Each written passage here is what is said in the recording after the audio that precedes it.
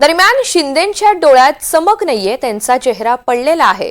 काळजीवाहू मुख्यमंत्री काय करणार माहिती नाही, अशी प्रतिक्रिया संजय राऊतांनी व्यक्त करत शिंदेंना खोचक टोला लगावलाय. शिंदेंना कोणी शब्द देऊन फिरवलाय का, हा सवाल सुद्धा संजय राऊतांनी उपस्थित केलाय.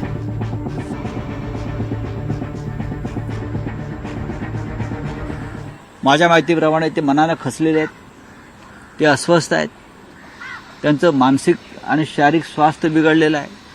याला जबाबदार कोण? त्यांची प्रकृती बिघडली असेल तर ती का बिघडली आहे? त्यांना काही शब्द देऊन कोणी फिरवला आहे का? असे अनेक गमतीशीर विषय सध्या चर्चेला आहेत. त्यांचा चेहरा पडलेला आहे, ते हसत नाहीत, त्यांच्या चेहऱ्यावरचं हास्य मावळलेलं आहे, त्यांच्या डोळ्यात चमक दिसत नाही.